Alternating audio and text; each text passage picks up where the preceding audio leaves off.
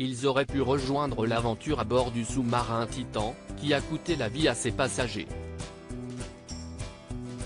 Mais ils se sont finalement rétractés, se sauvant ainsi la vie. Depuis le jeudi 22 juin, tous est officiellement arrêtés pour les 5 passagers du Titan, le sous-marin parti explorer le Titanic. Vu l'environnement dans lequel se trouvait le sous-marin et étant donné les débris, CIST apparemment une implosion lors de la descente, moins d'une heure après son départ, qui aura coûté la vie des hommes à bord de l'engin. On comptait parmi eux Paul-Henri Narjolet, scientifique français, qui avait été le directeur de l'une des premières missions de recherche sur l'épave du Titanic, mais aussi Shahzada Dawood, accompagné de son fils Sulman, 19 ans, milliardaire pakistanais proche de Charles III. Ce drame a vivement fait réagir, notamment Hélène C, ou encore James Cameron.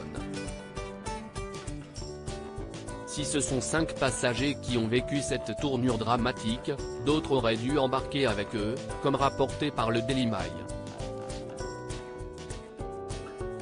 Des personnalités, des touristes ainsi que des hommes d'affaires dont les noms avaient circulé sur la liste des passagers du sous-marin Titan, avant de finalement s'en voir retirés.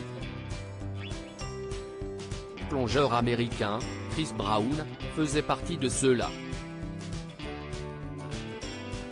Il avait signé le projet de ce voyage dans le fond de l'océan, avant de se rétracter. Il avait constaté non sans étonnement que des plots d'échafaudage faisaient office de lestage au sein du sous-marin. Quant au banquier Jay Bloom et son fils Sean, ils ont trouvé cela étonnant qu'on leur propose une promotion de $100 000 sur les $250 000 de coût de ce voyage. Choqué par un engin bas de gamme de son côté, l'avocat David Concannon peut remercier une réunion inattendue qu'il n'a pas pu reporter, qui lui a ainsi sauvé la vie l'empêchant de rejoindre le Titan.